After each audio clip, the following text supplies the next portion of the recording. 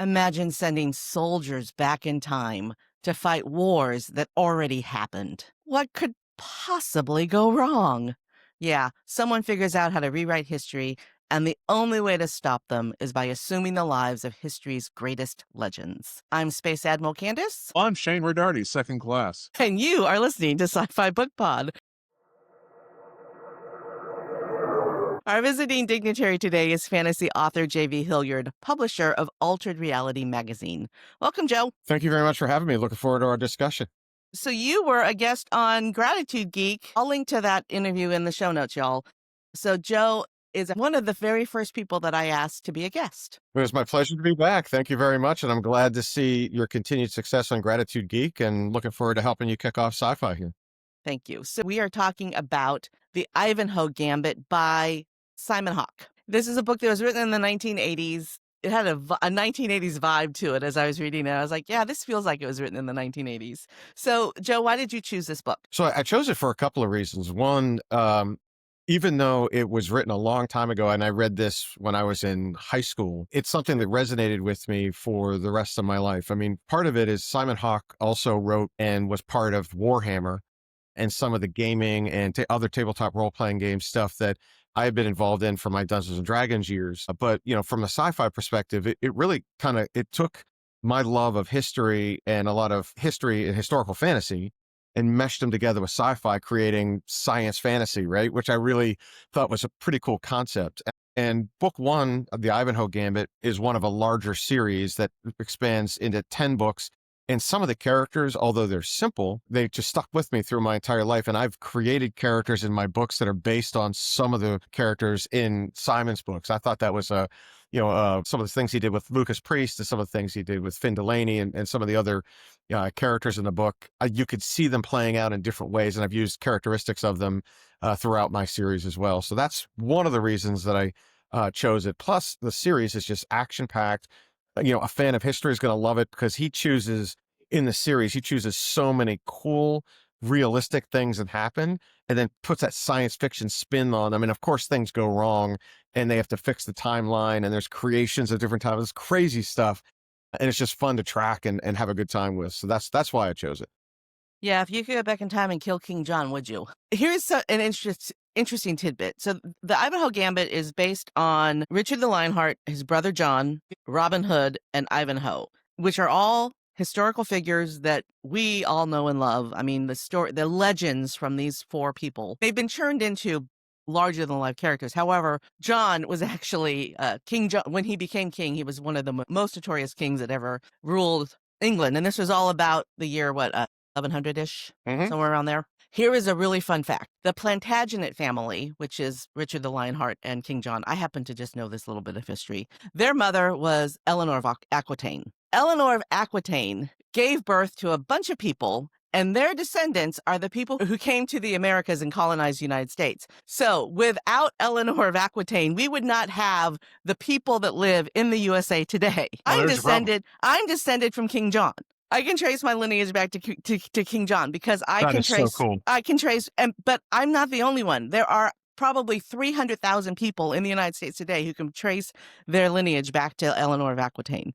If we had messed up that timeline, the United States would not exist the way that it exists today, which is something that can be said about messing up any timeline, right? That's right. And for the books, not to give away any spoiler alerts, but that's exactly what happens, right? So there's a joust, and the famous Ivanhoe joust happens. And of course, the soldiers that they send back in time are pressed into service, and they have to participate in the joust. And of course, they're not used to jousting because they're futuristic soldiers. So they cheat and they use weapons, and these weapons have special abilities. And of course, the wrong people get killed, which starts this rift in the timeline, and they have to go back and solve it. Right. And so the book really focuses on this guy who was a soldier who goes back in time to screw up time, and they have to go stop him from doing that. And then they're forced into service to try to recreate things that should happen, but he's screwing them up as they're trying to solve them and bring them back. And, and that's what makes it cool, because you see these futuristic soldiers, some of which have been, planted, with the ideas and the history and what they need to go and change while history is changing around them. And so from a from a perspective of taking such a cool historical event, something that was real, something that everybody knows, and then building it into this science fantasy where you get to throw all this chaos into it, really hooked me. And that's what really got to pull me in. So you've got all this cool tech, plus you're fighting with swords and shields and jousting, and and one of the characters is a woman who's disguised as a man who's part of That's the right. joust. Right. Yeah, that's exactly right. And so it just adds so much tension to the entirety of the novel. And I'm so glad that Hawke made it a 10-book series, because every one of those he hit on something really cool, really cool. He had Jules Verne at one of his in the Nautilus, that was Nautilus Sanction. He does a lot in 17th century France through the Three Musketeers era, stuff like that. So if you're a fan of that kind of fantasy / science fantasy, you're going to love the series. It's historical fiction mixed with science fiction and time travel. I swear, 9 of the 11 books that we have read for this show so far have been about time travel. We didn't read, we heard this one. I listened to this one. I feel that basically that probably this one should have been read because the narrator in this one was pretty bad. So that taints the book for me a little bit. I had to speed it up to make sure, just to keep the interest going for myself. But otherwise than that, I did find it interesting that there was the woman who was posing as a knight. And that actually reminded me of that Blue Eye Samurai that we were watching. You know that? Yeah. Oh, yeah, Yeah, you know Blue Eye that. Samurai is a fantastic anime for those who haven't watched it. And the same thing holds true there, where, it's a woman who pretends that she's a man and learns the trade of a samurai, and is perhaps the ultimate warrior during Right. this time. And she's looked down upon because of the blue eyes. She has foreign blood. And I'm not going to give away anything you don't see in the first 5 minutes of the anime, but it does have that little bit of and I will say this, another spoiler alert, is that Delacroix, the character in the novel, kind of gets recruited because of her interesting talents and becomes part of the Time Wars. I figured that. Yeah, I it's kind of just, like, it's I just not a kind of one-off. figured that's where that was going, Oh yeah. because what usually authors want to do, especially in this kind of like where you're building up characters, kind of like, okay, who do we put in the sandbox, and who's the sandbox? Who do they go? Where do they go? In all the other series, because this is only the first one I've read. Is there an antagonist? Is there like through the whole series? In other words, every time there's an antagonist, like Mariotti Yeah, kind of character. there's a you don't see the antagonist in book 1, but by book 2 or 3, Holmes gets his Moriarty, right? And what ends up happening there is there's a it's a rushing. I don't want to give it away for those that get into it, because it's really easy. These are short reads and you can fire through them. But ultimately, there is someone who used to be a time cop, as part of these time wars, who decided that even them going back and observing history for its accuracy was an offense to the timeline. And so he wants to destroy the timeline and create as many as possible. So you've got this insane genius that they chase down. And the characters that the Finn Delaney's, the Lucas Priests of the world, are there to chase him down and to stop him at every turn. And so you do get that sort of arch enemy that you follow throughout the series. And I'm not going to tell you what happens, but of course, you appreciate his angle, and it's part of, really the fabric of the argument that Hawke is making, which is, if you had the ability to go back in time, not could you, but should you, right?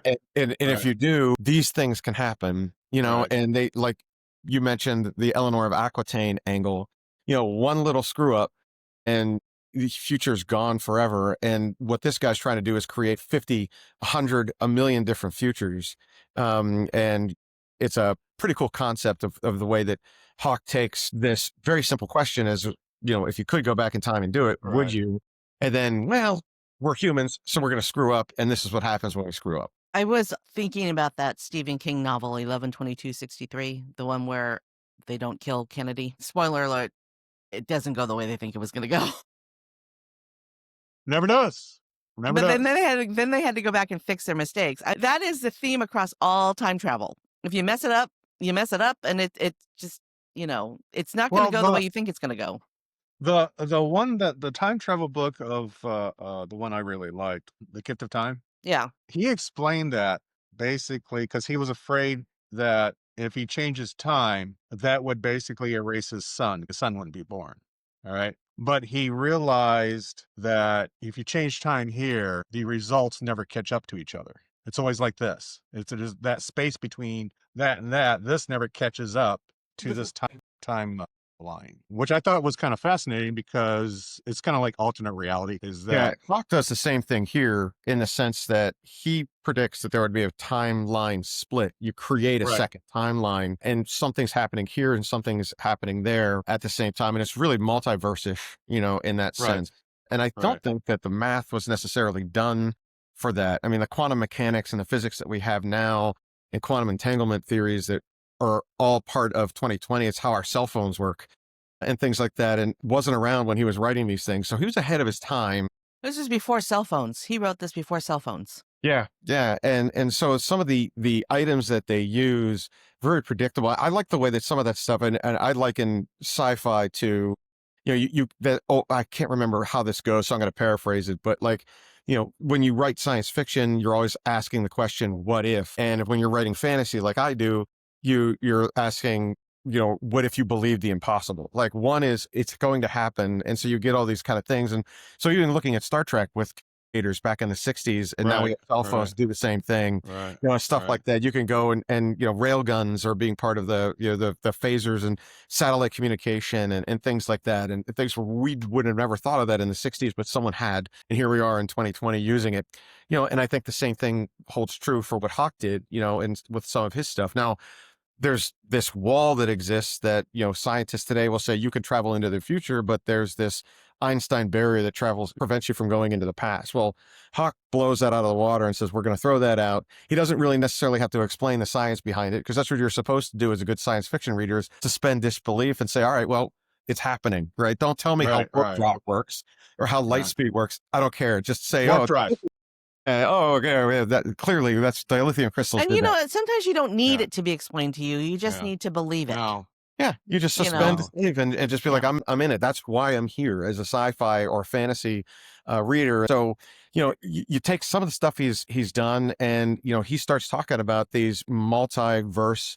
Now, that's not the terminology he uses. He talks about timeline splitting, but basically that's what it's become, this multiverse thing that we hear about. Even, we're immersed in it. If you're any kind of a DC or Marvel fan, you can't get away from it. There's that's what I find somewhat that irritating and new sci-fi, is that it seems like it's kind of like Star Trek. They always go to the Borg. Ratings go down, go to the Borg. Yeah. Right. So you hit a roadblock when you're writing. So suddenly, basically, it's an alternate universe. That changes everything. So you can write anything you want as long as it has a little bit of elements. It's kind of like the same thing with the new Star Trek and the new Star Wars, is that they're all alternate universes. So basically, or Marvel Comics, is that basically, well, hell, it's alternate universe. So let's just do that now. Yeah, it's overdone. That's for sure. And so it becomes, in my opinion, it becomes a crutch. I'm glad you said you read this book when you were a teenager, because it felt like a teenager, because it felt like a goosebump kind of scenario, how it was written. But I also did see how basically there was also what he was trying to get across was, like you said, was the woman that wanted to be a knight was a male. The antagonist, the mysterious antagonist, the fighting with, basically, like you said, between should I do it or shouldn't I do it? Should I do it? Should I change it or should I change it? Should we cheat? Should we not cheat? These more dilemmas were all in there. And then you add the knights and this, like you said, the shields and this and other thing. So it's very attractive for a young person. I would argue with you that young people today do not know of anything of King Arthur, barely. They're all into anything in the last 20 years, you could say, last 20 or 30 years. The attractiveness, in other words, the deep stories of Ivanhoe, the deep stories of, I guarantee you that basically hardly any of them seen King Arthur and what is it, the court jester in King Arthur's court. I know you know what I'm talking about. A Connecticut Yankee in King Arthur's Yankee. court. Yeah, which is a classic, and it kind of like it puts a bubble gum to it. It's really Hollywood. But it also makes it really fun. And it also has the characters in there. So if you want, like when I was a kid, all right, we didn't have internet. We had encyclopedias on the wall. All right. So if I saw that movie, which I probably did, I mean, I can see this happening is that, oh, look, who's King Arthur? Who's this? I'd grab a encyclopedia and I'd start going, start reading it up on it. All right. And it's kind of like the same thing with The Kingdom of Heaven, that movie that everybody likes, that every teenager or every person, if it's actually a millennial thing, is that generation is. If you look it up, there are characters that are real, but the storyline is totally trash. Yeah. Oh, the storyline's made up. There are some things that are real about Kingdom of Heaven, right? You have the character names. Right. And that battle happened. Yeah. And that battle happened. Right. Yeah. And there was the a winner siege, won. and that was it. Yeah. But you might just take the same factual thing about it, or the same thing about it, as Lord of the Rings, because it's just a fictitious story with real characters in reality.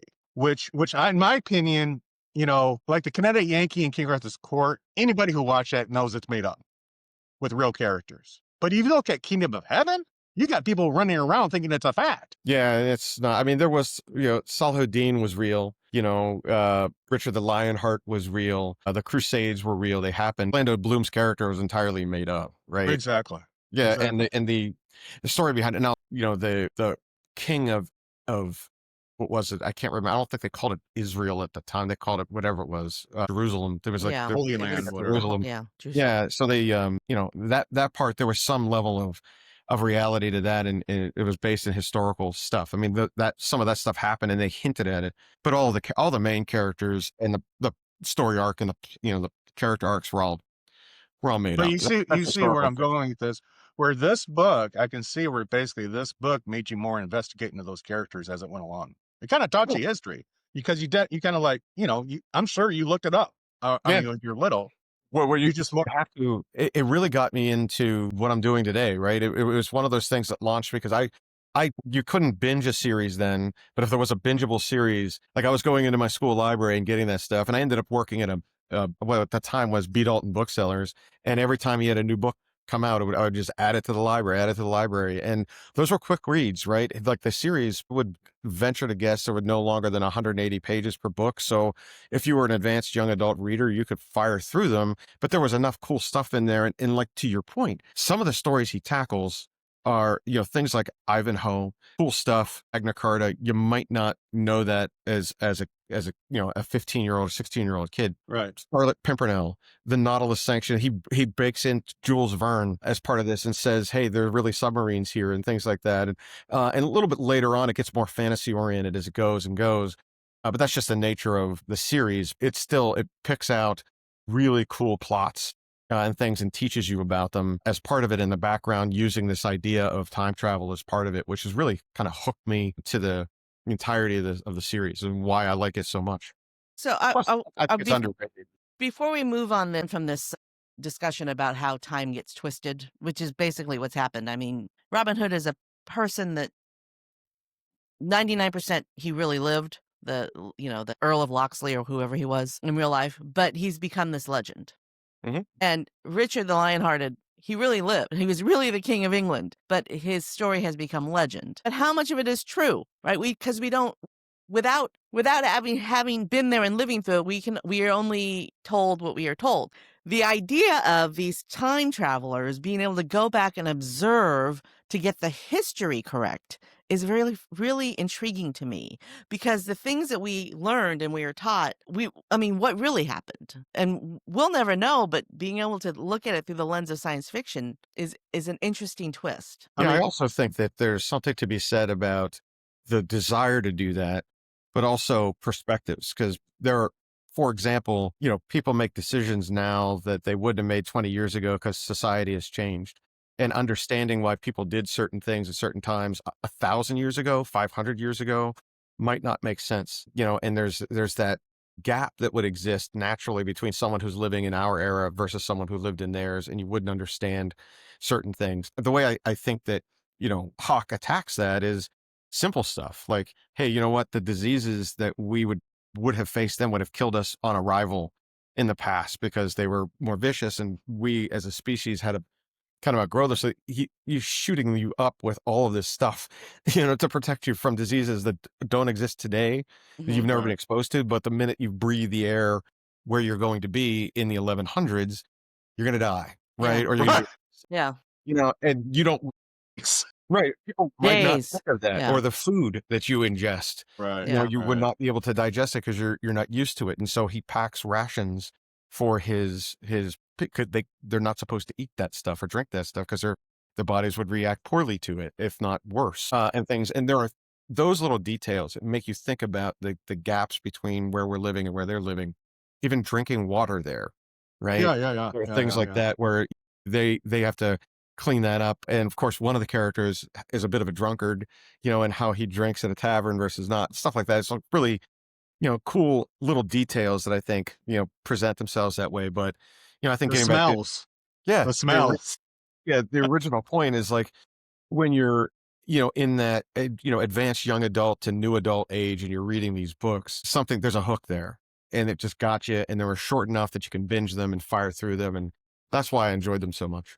Yeah, it was really quick and fun. And there were enough twists to keep it interesting. When I was reading it, I was reminded that when I was a teenager, I was really into this series of books called The Magic of Xanth by Piers Anthony, which was totally fantasy.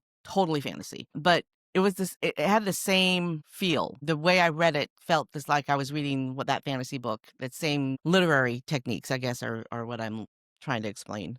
Yeah, the same kind of tropes, just a different genre. Anybody that's an action adventure fan is going to like it. Yeah. Is there a TV series or a series that's based on this book? No, I saw something that was very similar. Yeah, like some really spin-offs to similar. it that were similar, but you're right. It wasn't necessarily adapted from this at all. I mean, it seems like it could really be easily done too. Yeah, it 'Cause would it's be a short. They're short stories basically. Yep. It's a short book. Yep. Yeah. Yeah. Well, So- kind of like the Librarians, shows like that. Yeah, Easily. yeah. That's Time what I Cop thought. was one that was done by I forget, back in the 90s. There's been a few like that. Yeah. Well, I think the whole concept of time travel is intriguing, which is why 9 out of the 11 books that we have discussed on Sci-Fi Book Pod so far have been about time travel because it is a very intriguing. You were right when you described the difference between science fiction and fantasy. Science fiction is what if, and fantasy is this could never happen. Lord of the Rings is However, pure fantasy. sometimes pure fantasy does become reality. The more we understand quantum mechanics and all that good stuff, the less and less we actually really know. We don't know what's out there. We have no idea Right. what's beyond our sun and beyond the galaxies. Somebody is trying to make a time, or somebody has, or somebody will be making a time machine or something. Ray Bradbury said something because to touch on this. He writes sci-fi or writes fantasy or sci-fi because, in other words, he writes it in a way that basically this is what you don't want to happen. Okay, so Fahrenheit 451. I always go back to that book because it is such a good book and it has everything we already have, which is earbuds, we have widescreen TVs, we have this. And you mentioned about Star Trek, the communicators, okay? So in other words, the communicator or the wristwatch, Dick Tracy, wristwatch where we have a TV on our arms now, iWatch. Did the phone was motivated by the communicator in Star Trek? In other words, did we have a whole generation who basically wanted that communicator? All right. I mean, we all got walkie-talkies that were basically made-believe communicators, but it wasn't really a communicator per se. And so between the tricorder and the communicator, you have a whole generation that has grown up with that scenario, plus prior sci-fis, that basically they made it into a reality. Yeah. So I would argue that sci-fi is basically the workshop of things to be created in the reality. We just don't got that Star Trek utopia yet. Yeah, so you go I'd ahead. just like to remind both of you, men, that Hedy Lamarr, the actress, is the woman who invented Wi-Fi. That was before Star Trek. In my example, I was only using that to bridge the gap, but I think Shane's point is well, and I mean, in some instances, is aspirational, right? Mhm. Or there are science fiction people who write because they see things that are already happening. A lot of good stuff is when you bring something that's on the cusp of happening to happening, like Terminator, artificial intelligence becomes artificial general intelligence, and then you've got Skynet, right? So that was a dystopian future versus your utopian future. And there's a lot of people like reading the dystopian stuff because even Ready Player One, it's a perfect example of what Klein did a few years ago. He basically said, hey, you know what? One of these days we're going to get this situation where we can immerse ourselves into a virtual reality world and never come out if we don't want to. You can go in and be who you are, what you want to do forever, and just live your life that way. And so you see a lot of that. You see the utopian aspect of it in Ready Player One with a little dystopian spin about how it's going to be abused. And on the very far left, the far corners of that, you get the Matrix, where it's like, we're going to plug you in, where you're basically a, food source for us, an energy source for us. But, at the end of the day, we're going to let you live out a life because we feel like if you don't do it, something's going to happen and it's going to throw you off. So, so you have all of these ideas, Alien, the stuff there with deep space exploration and the hypersleep that they go through that really doesn't make any sense, but we just take it at face value for what it is. You know, That's you just can part of make the those, sci-fi part. yeah, you could just make those jumps because, it forces people, like maybe they see 2 generations ahead of what's going to happen and the abuses of that. And they want to write a story about it because they want you to be afraid of it or to warn you that this is going to happen. And I think your Ray Bradbury example is right on the head, because that's exactly what he does, or some of the others, even Orwellian stuff, Right. warning about, 1984 and the use of technology to control the masses and stuff like that. You can make arguments for those kind of things. And that's not even, I wouldn't even call that science fiction. I mean, it was close, but, maybe parallel, kind of walking Right. next to one another, and things like, It's one of our alternate universes that, yeah, fair for enough. whatever reason. Maybe we got all hit by a comet. This is just the alternate universe. Who knows? Sometimes these books see a future that never comes to exist. Like, we were watching a movie the other day where it was 1989 and they were already doing supersonic space travel. It was a movie from the 70s. And so they had foreseen that space travel would have advanced a lot quicker than it actually did in reality. I think that was Logan Run. Well, yeah, it was Logan's Run. That was right. Logan's Wow, Run. that goes back. Yeah. Yeah. I sometimes I watch these old sci-fis, Just because for the writing was better. Joe, I want to talk about world building. So in the Ivanhoe Gambit, he basically just takes some characters from the future and plops them into the past, not really doing a lot of world building. In your books, in fantasy books, and in a lot of science fiction books, you've got to build a world. So talk about that. I'm going to give you a little platform here to talk about being an author. Yeah, no problem. Yeah. So yeah, you're right. With fantasy and sci-fi, it's different than contemporary fiction. So if you were to read a contemporary fiction book and I said, you know, Joe got up this morning, got in his car and drove to the Panera so we can do this podcast. That's one sentence and you understood everything I said into it. But in my world or in another world, Lord of the Rings, like Shane mentioned, is the sky blue? Is there gravity? Do they have cars? Or the horses? Do they have magic? Explain the magic system. What are the pantheon of gods, or just is it godless, or how does this technology work? You have to explain this. You have to build a world around it. Now, you sometimes base in part the world around reality to make it easier. So in most fantasy realms, kind of have a sense of a medieval take. In many instances, there's an expectation of that set by Tolkien with The Hobbit and The Lord of the Rings. You just felt like it was almost like you're looking into the past, but there is this magic that acts as an undiscovered science, and people are able to harness that because they're smarter or they're in tune with it in some capacity, and they're able to do that. But you need to explain that as an author. You have to write that, and there's an expectation in science fiction and in fantasy that there's very few one-offs because of that. You spend an entire book creating a world. Your publisher doesn't want you throwing that away. Your readers don't want to throw that away. They just got immersed in it. They want to exist in it. They want to know about those gods. They want to know the history. They want to know the future. They want to know what those characters are going to do. And those deep dives that you see, with all of those really sort of fan favorites that people figure out, it's because of the world building that they've done. They make it based in some semblance of reality. And then they build, 2, maybe 3 aspects of it that they really drive home, something that's really important to them. And it could be tech, that we're talking about, and the use of it or abuse of it, in sci-fi or in fantasy. Oftentimes it's masked. Basically, you're tackling social questions of the day, and you're skinning it somewhere where other people can't see it. And you're creating magic systems or other kind of things that happen to embody those questions and make you think about them in a different way than maybe you would in your regular life. Right. I love that the concept of addressing social issues through fantasy, because that's exactly what fantasy does. And as someone who read it a lot when I was a kid, when I think of fantasy, I think, okay, fantasy has dragons and sci-fi has spaceships, but that's not true. I'm not an author. but I am an artist, and I usually do a lot of narratives. In other words, I had a really bad dyslexia when I was young, and I still do.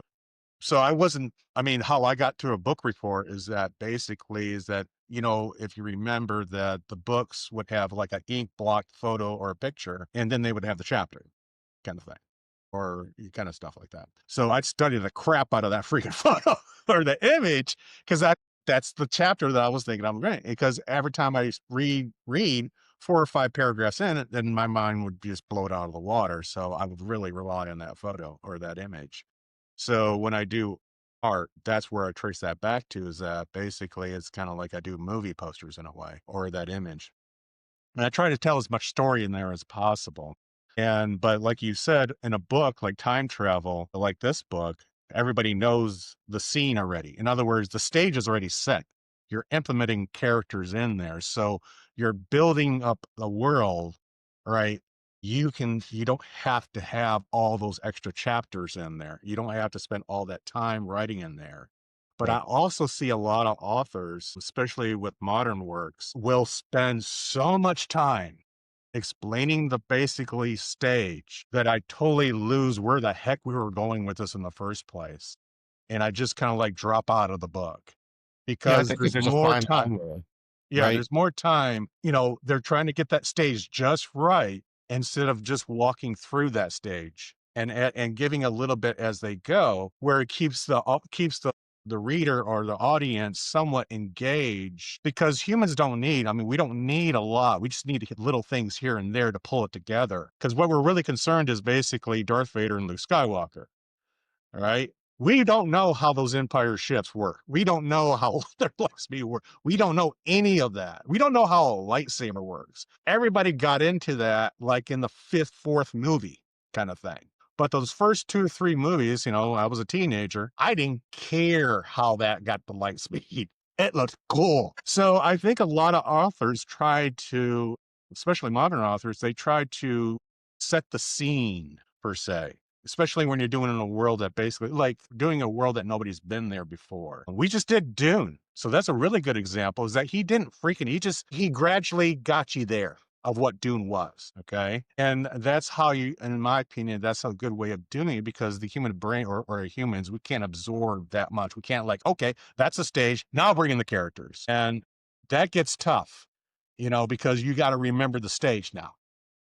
Well, a skillful author has to a balance of that, a balance between, and this is going to bore you to death, but exposition and in media res. Exposition is I'm going to expose you to something by telling you it as a chronicler of the book that you're reading. And a good author will never do that for more than 2 paragraphs. That I don't want to tell you it's a dark and stormy night. I want you to be in the head of the character, and I want to write in media res, meaning I'm looking through their eyes, and all of a sudden, bam, I tell you that it's a dark and stormy night by telling you that Space Admiral Candace heard the thunder roar above. And I don't have to tell you that Exactly. it's a dark and stormy night anymore. Right. And you're right. If readers are smart, they just need just enough of a thread to pull, and that's it. And they'll place it together. I was once at a conference with R.A. Salvatore. He's a very famous fantasy adventure writer. And someone asked him a very simple question. It was, how do you pronounce the name of a magical panther that was in his books? And he said, you pronounce it however you pronounce it in your head. And what he meant was, I'm not going to tell you. I Right. know how to pronounce it my way, but if you pronounce it a different way and that's the character you created in your head, I did my job. Right. It's Right. just enough to pull the thread and say, oh, I'm going to keep going because I want to be part of the story. And Right. what Herbert did with Dune was create obviously epic story, throughout it all. And in there, he embedded this ecological challenge saying that, hey, we're deforesting the world. And I'm going to talk about that by mirror or masking it in this, skin of fantasy, and making you understand what's going on in this fantasy world is really going on here. And I'm going to talk about that, but he didn't rush it into you. He just built No, the no, world no. slowly, building blocks, right? Yeah. And then you would Yeah. figure it out as you went. Yeah, when you're reading a book like Dune, you're thinking, "Wow, this is a great story." But what's really happening is that your thought process about climatology is and climate change and deforestation, and can we really return the desert to the forest? All that is going on, and you're like, well, if it's true in fantasy, it's probably true in reality, right? We can make this happen. So yeah, I think that's the best kind of book, is the book that just makes you rethink what you believe to be true. It challenges you. Well, Yeah. it makes you curious.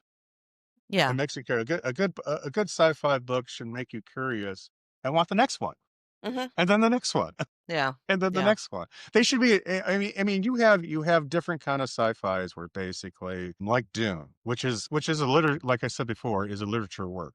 All right, it's up on the scale basically like Tale of Two Cities, War and Peace, and stuff like that. All right, and then you have stuff like Ivanhoe Gambit. All right. And then you have stuff like Star Trek and so on. So there's different categories to basically your the intellectual level on that per se. But even Ivanhoe, but hold on. Ivanhoe Gambit is to me is like you're pitting a bunch of characters, you're building character building, you already have the stage set. All right. And if you want to know more, go look it up. Okay. I mean, really, that's why I wish I could enjoy this book more. I think the narrator really screwed it up for me because I remember being a kid like yourself and reading and looking at these things and made me go look up more. All right. Made me go to the library and look up more. We watch a lot of black and white older movies. Like Gunsmoke is one of them. Old black and white. Yeah. The camera work they used and the suggestions is amazing, you know. And if you're gonna do if you're a good sci-fi author, you always want to put those little, tidbits here.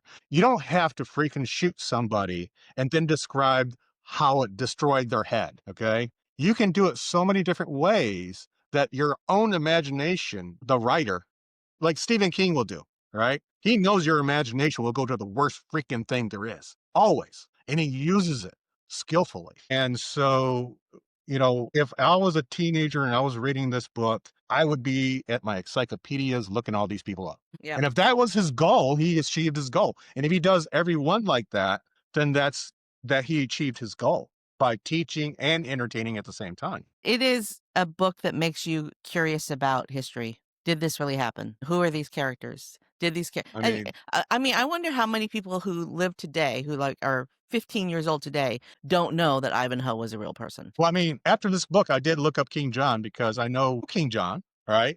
But I'm old, so I forget. So I had to look it up again. Have anything to right? do with the fact that I'm descended from him? And He doesn't believe and me. she looked that up. I looked shit up. So basically, the book worked. All right. Joe, I want to give you the opportunity to talk about Altered Reality Magazine and your book series. Yeah, sure. So Altered Reality Magazine is a online magazine that we did for the love of the sport, right? It's really there for speculative authors. So if you're a fan of speculative fiction or poetry, check out the site. We get about 180,000 views a year. We have 200 authors on there writing everything from sci-fi to fantasy to horror to dystopian to monster stuff.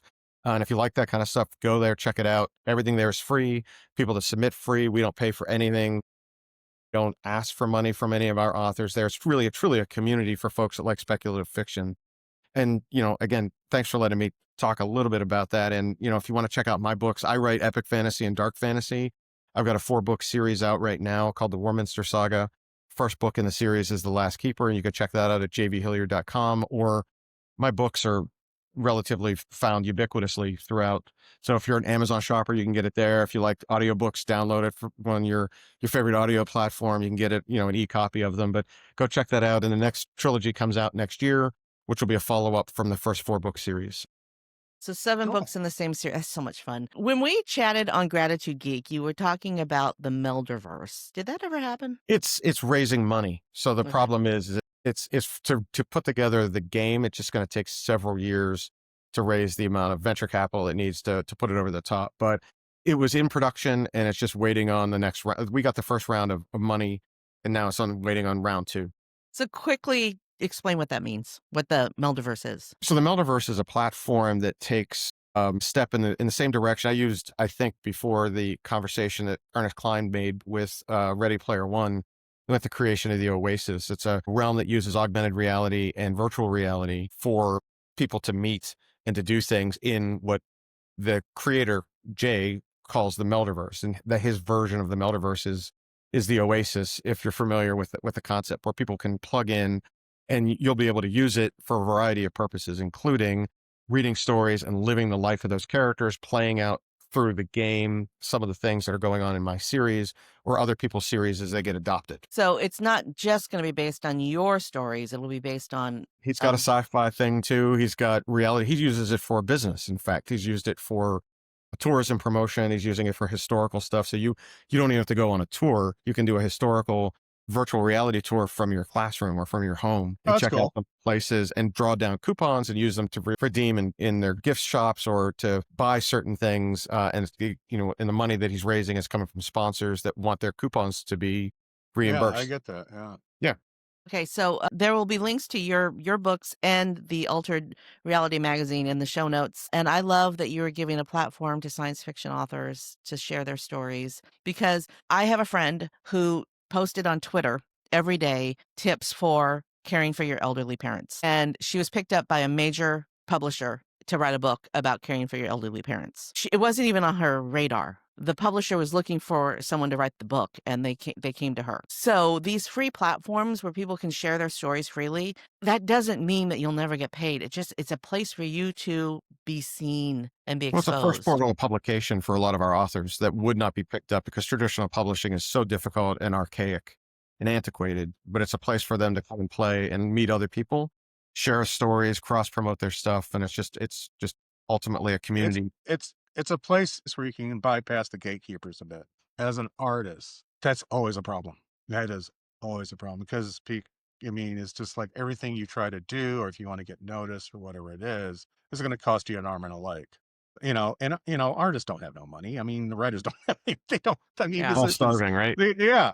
So the irony is that these publishing houses and these record companies all bitch about them not getting their royalties, or you have to go through us, or this, that, and the other. And they scream when independent people actually make it going a different direction, not using their services. And so it's always been a battle, basically trying to find a platform. There isn't gatekeepers, to get your last dollar because of your property, your intellectual property. And that's what they want, is your intellectual property. The difference between Banksy and your average tagger, right? Your average graffiti tagger, is that people think that Banksy's good because they've been told that Banksy's good. And so Banksy's art sells for millions of dollars. Well, that doesn't mean that the average graffiti artist isn't as talented as Banksy. It just means that they haven't been given the platform Banksy's been given, which is the same for authors and artists across the board. Truly, there is a lot of luck. A lot of luck. And somebody has to be your champion, which is the whole patron thing from the 1400s, if we're talking about. There you go. Full circle. Full circle. All right. It is time to wrap up. I am going to give Joe the last word on the book. Ivanhoe Gambit was a fun read. It is an advanced young adult read. If you like that kind of stuff, you will like this. It mixes science fiction and fantasy with historical knowledge, and it's a good step. So if you're in that new adult or advanced young adult phase of reading, you're going to like it. It's what really got me hooked to the stuff that I do today. So I would encourage others that like it to go ahead and do it. Thank you for being here. That's a wrap on this episode. I've been Space Admiral Candace. Space Cadet Shane, second class. Thank you guys for having me. I'm JV Hilliard. And you have been listening to Sci-Fi Book Pod.